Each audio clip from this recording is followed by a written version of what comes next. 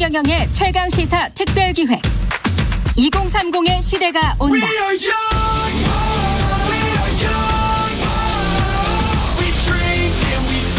발전을 좀 이용하는 것 같기도 하고 자기만의 아이덴티티 없이 그냥 시장 분위기에 따라서 왔다 갔다 하는 느낌인 것 같고 민주당 쪽은 몰카 사례라든지 아니면 여성들을 향한 범죄라든지 충분한 보호가 되지 않는다라는 생각이 들 때가 있으니까 불안하죠. 약간 선입견도 있고 아직은 완전히 평등하다고는 생각 안 해요. 왜 남자들을 잠재적 범죄자로 몰고 가냐 약간 이런 얘기가 많더라고요. 성별에 대한 적대감 이런 것 때문에 이런 얘기도 더 나오는 것 같고 요즘 같은 경우에는 여성이나 남성이나 이제 성차별적인 것들이 많이 사라지고 있다고 생각하기 때문에 그 남녀 갈등이 요새 좀 크게 다른 것 같은데 각자의 뭐 직장에서의 대우나 최근 남자들의 대우나 역차별이다라는 말들이 있잖아요. 그런 논의들 때문에 더 눈에 도드라지게 보이지 않나. 나라의 국방의 의무를 하는 게 당연한데 뭐 그걸 남자 여자를 구별하면 전 그거는 이해가 잘 안 되는 것 같습니다.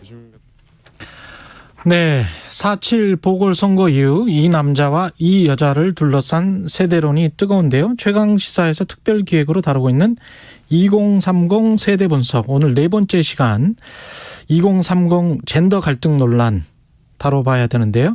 아직 여성현실연구소 권김형연 소장 스튜디오에 아직 안 들어오셔가지고요. 예, 약간 시간이 남습니다. 제가 지금 KBS 뉴스 홈페이지에 들어가 보니까 백신 상반기 접종 아까 1,300만 회 접종이라고 이야기를 했는데 1,420만 회분을 공급하겠다는 정부 발표가 있었습니다. 60세에서 64세도 다음 달에 접종을 한다는 것이고요.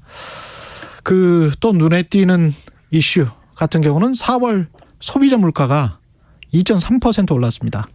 인플레이션이 한국에서도 진행되고 있는데 이게 일시적인 것인지 아니면 장기적으로 가는지 이거는 모르겠습니다만 3년 8개월 만에 최고치고요. 이 문제도 나중에 집중적으로 좀 다뤄보도록 하겠습니다. 제가 말씀드리는 동안 여성현실연구소 권김형연 소장 스튜디오에 나와 계십니다. 안녕하세요. 네, 예. 안녕하세요. 예, 숨 좀 고르시고요. 네. 성별 오늘 젠더 문제 굉장히 좀 뜨거운데 예. 특히 이제 재보궐선거에서 나타난 이슈와 관련해서는 약간 좀 20대 남녀 표심이 달랐던 것 같아요. 특히 20대 여성 표심은 소수 정당 무소속 지지율이 15%를 넘었고 네. 남성 표심은 보수 야권 쪽으로 많이 쏠렸고 네. 이거 어떻게 봐야 돼요? 일단은 남성 표심 같은 경우에는 뭐 20대 남성들 2017년 6월 달 문재인 정부가 처음에 출범했을 당시만 해도 87%가 지지했었거든요. 아, 그랬군요. 네, 그랬는데 예. 지금 뭐 몇 년 사이에 엄청나게 떨어진 거죠. 그러니까 20대 남성 전체의 표심이 움직이게 된 것은 비단 이번 선거만이 아니라 그 예. 전에 총선에서도 계속 등장했던 이슈이기도 했습니다. 총선에서는 어땠습니까? 총선에서는 지금보다 22% 정도가 더 지금보다는 22% 정도는 더 지지한 상태였는데 그게 더 떨어졌죠. 예. 그 왜 그랬을까요?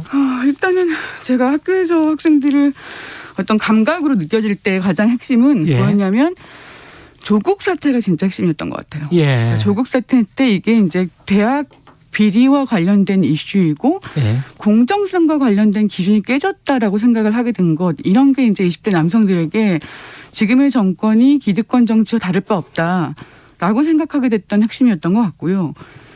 조국 사태가 근저에 있었다면 2020년 4월에 우리가 총선이었습니까? 그렇죠. 2020년 4월에 총선이었죠. 총선이었죠. 네네. 그리고 이번에 2021년에 재보궐선거를 했단 말이죠. 네. 근데 조국 사태는 2019년이잖아요. 그렇죠. 그러면 이 인터벌 네.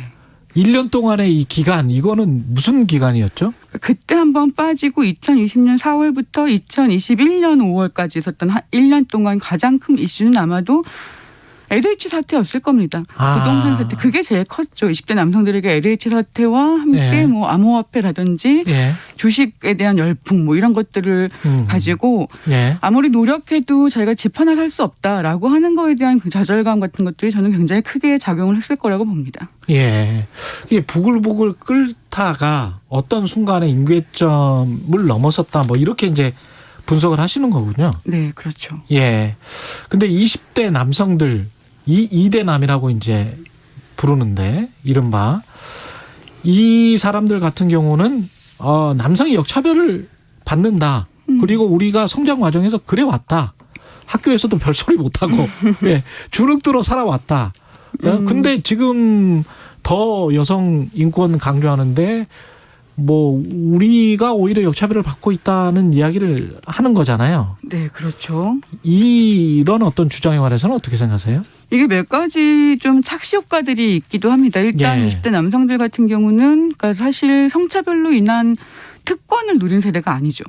예. 그런데 분에도 불구하고 성차별 문제에 관련된 정책이 생기면 내가 특권도 못 누렸는데 왜 나한테 이런 식의 어떤 의무를 부과하는가 혹은 나한테 불리하게 정책이 만들어지는 거 아닌가 이제 이렇게 생각을 하게 될 거고요. 예. 그리고 중요한 지표 중에 하나가 2009년에 대학 입학에 있어서 성비가 역전됩니다. 그러니까 여자들이 더 많이 대학 가기 시작하죠. 예. 그때부터. 그리고 2000년대 아마 중후반부터 들어보셨겠지만 뭐 알파걸이라든지 해서 여성들이 알파걸이 뭐였어요? 알파걸이 뭐냐면 예. 뭐 여자들이 어쨌든 뭐든지 노력만 하거나 그러면 열심히 뭔가를 하면 예. 성차별 같은 거의 벽을 다 얼마든지 넘어갈 수 있다라고 생각해서 뭐 하버드에 가고 아이비리그에 진출하고 글로벌 기업에 취업하고 예. 잘 나가는 소위 여성들이 성차별의 벽을 넘어선 어떤 식의 이미지가 문화적으로 굉장히 많이 확산되게 됩니다. 그러니까 그게 또 부각이 많이 됐었던 것 부각이 많이 같습니다. 됐어요. 굉장히 예. 많이 됐습니다. 미국에서도 예. 많이 됐고요. 그러니까 이제 20대 남성들에게는 성차별이 어디 있다는 거야. 이제 이렇게 생각을 하게 되겠죠.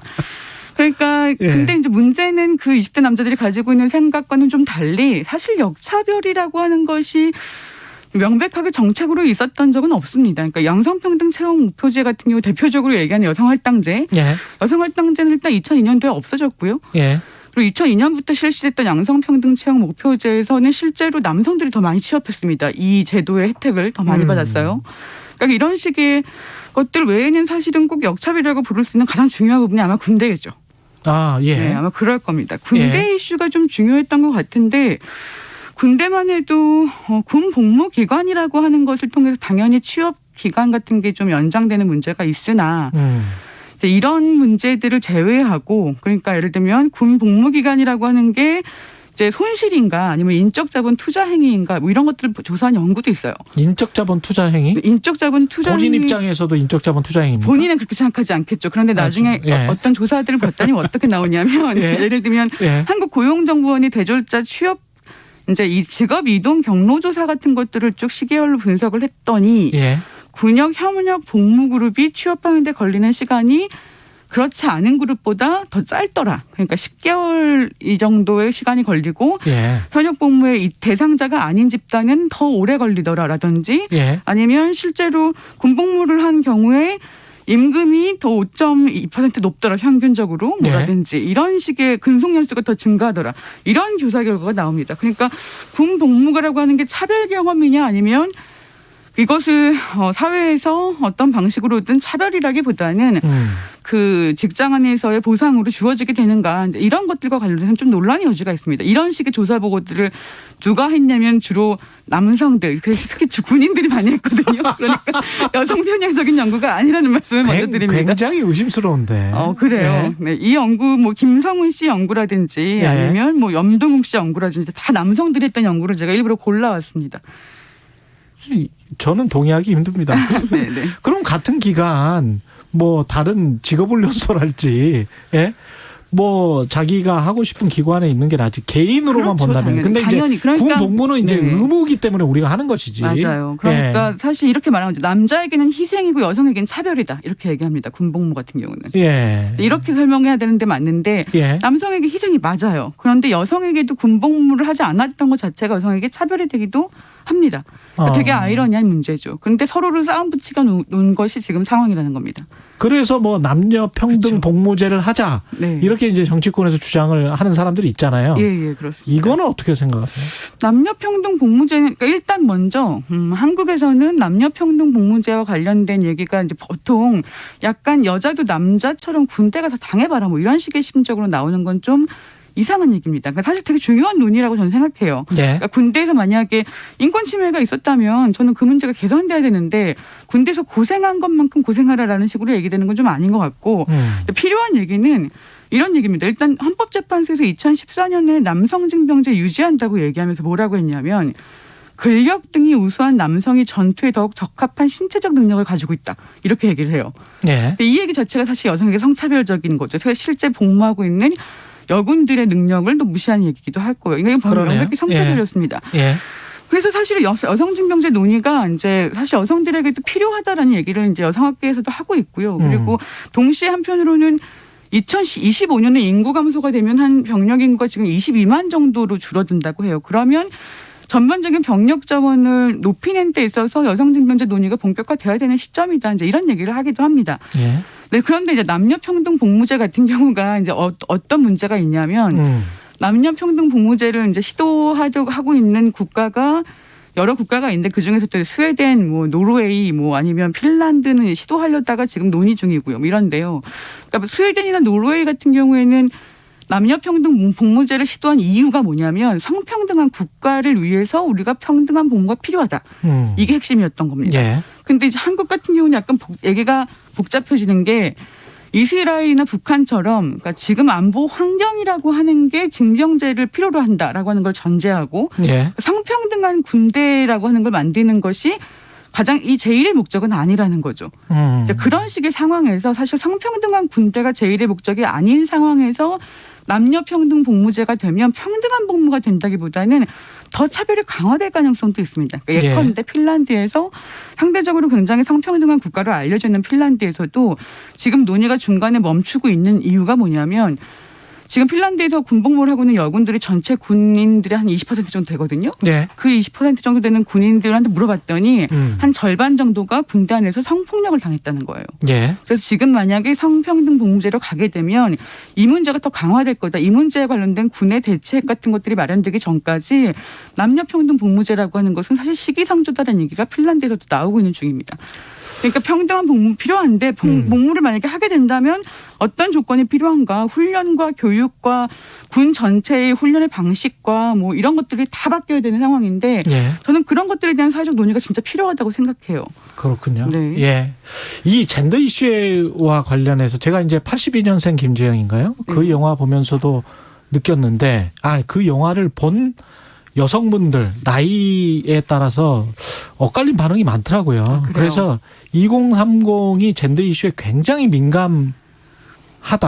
맞아요. 그리고 4050이나 5060으로 가면 그 젠더 이슈에 관해서 좀 무감각하거나 좀 덜 민감하다. 근데 이제 아주 이렇게 민감한 게 사회적으로 선한 영향을 지금 발휘를 하고 있는 건지 좋아지고 있는 건지 좋아져서 지금 이런 거에 민감한 건지 그런 것도 좀 알고 싶어요. 일단 82년생 김지영 같은 경우가 사실 굉장히 인기를 많이 끌었고 한국에서는 10년 만에 나온 100만 베스트셀러고 예. 전 세계에서 호응을 받고 있습니다. 근데 82년생 김지영이라고 하는 텍스트가 가지고 있는 특이한 부분은 뭐냐면 그냥 평범하게 사람들이 살란 대로 살았는데도 불구하고 나중에 경력 단절이 돼서 나 혼자 어떻게 살 수 없는 이런 식의 절벽을 만나는 그 성차별의 굉장히 일상성이라고 하는 걸 잘 드러내서 예. 이제 그런 의미에서 굉장한 호응을 받게 됐고요. 일상성에 대한 분노네요. 네, 저 일상성. 그거를 할 수 있는 그러니까 그걸 느끼는 세대가 나타난 거네요. 그렇죠. 네, 그런 부분에서 사실 구조적 성차별이라고 하는 건 법제도가 많이 마련돼서 없어졌다고 생각했을지 몰라도 일상엔 그대로 남아있다. 그렇죠. 라고 예. 하는 메시지가 이제 82년생 김지영의 메시지였던 것 같고요. 예. 그리고 그런 메시지들을 이제 사실 받고 3040들이 82년생 김지영 뭐 나의 때 얘기다라고 생각했는데 예. 20대들도 그 얘기가 그렇게 멀리 들리진 않았던 거예요. 당장 20대 경제활동 참여율 남자하고 비슷하거나 조금 더 높은데 30대에 꺾인다. 이거 임신 출산 때문인데 그렇죠. 뭐 이렇게 그렇죠. 생각하게 되는 예. 거죠.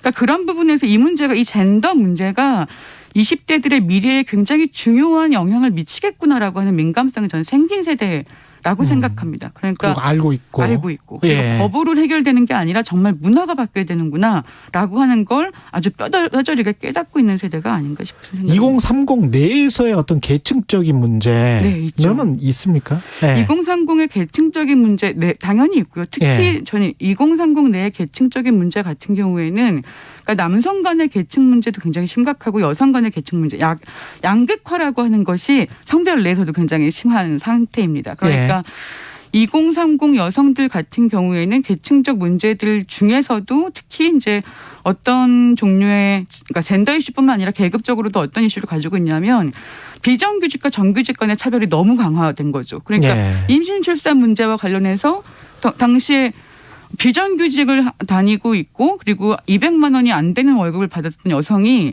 계속 그 직장을 유지할 수 있는 어떠한 그 지지 기반이 전혀 없습니다. 그러니까 여성에게 250만 원의 월급이라는 게 너무 중요하다. 이제 이런 얘기들을 한국 여성 노동자회 등에서 하기도 하는데요. 250만 원 이상을 버는 정규직 여성들은 직장을 그만두지 않고도 계속 그러니까 취업을 유지한 상태로 임신, 출산, 육아를 유지할 수 있는데 그거 이하를 벌고 있는 비정규직 여성들은 굉장히 쉽게 사람들이 주변에서 그만두라고 얘기한다는 거죠. 그러니까 그런 식의 이제 양극화가 굉장히 심한 상황이기도 합니다. 그 남성들의 경우에는 뭐 택배 노동자라든지 뭐 배달원이라든지 구의역 사건 이런 데서 얘기하는 것처럼 실제로 남성들이 힘을 써서 보통 많이 하고 있다고 알려져 있는 그런 종류의 업종들에 굉장히 높은 수위의 산업재해나 어떤 문제들이 있음에도 불구하고 그 문제에 대한 사회적 관심이 상대적으로 굉장히 적고 뭐 이런 상태인 거죠. 그러니까 그런 것들과 20대 남성들이 가지고 있는 계층적 차이라고 하는 것들도 별로 드러나지 않은 채 젠더 갈등만 부각된 측면들이 좀 있다고 생각합니다. 뭐든지 홀리스틱하게 이게 종합적으로 봐야 되는 측면이 있습니다. 2030 청년 세대 젠더 이슈 이게 어떻게 접근해야 될까요? 마지막으로. 네, 일단 저는 2030들이 지금 너무 힘들 수밖에 없는 상태입니다. 그러니까 1997년도에 IMF 터지고 그 다음 해와 그 다음 해에 자살률 굉장히 높아지고 우울증도 높아지거든요. 2008년도에 미국발 금융위기 있었을 때도 그 다음 해에 자살률, 우울증 매우 높아지는데 1020들이 굉장히 높아집니다. 그리고 10대들이 1997년에는 10대 여성들의 일자리 17%가 없어져요. 그리고 2008년에는 10대 남성들의 일자리 17%가 없어집니다. 그러니까 사실은 저는 이 경제 위기가 보통 이제 40대 남성 가장의 위기라고 보통 알려져 있지만 사실 10대 위기 굉장히 심각합니다. 그리고 굉장히 심리적인 바로 타격으로 오게 됩니다. 그러니까 저는 그런 식의 문제들을 사실 지금 기득권, 주류 정치인에 있는 기득권 남성 정치인들이 이것들을 젠더 갈등으로 그만 이용해야 된다고 생각해요. 이걸 갈등을 이용해서 이제 자기한테 주목을 끄는 방식의 정치, 정말 나쁜 방식의 정치라고 생각하고 더 사실 대화하고 화합할 수 있는 그리고 해법을 찾아내는 그런 방식으로 얘기가 진전돼야 된다고 생각합니다. 오늘 말씀 감사하고요. 최경영의 최강시사 특별기획 2030의 시대가 온다. 네 번째 시간 젠더편이었습니다. 여성현실연구소 권김현영 소장과 이야기 나눴습니다. 고맙습니다. 감사합니다. KBS 1라디오 최경영의 최강시사 듣고 계신 지금 시각은 8시 48분입니다.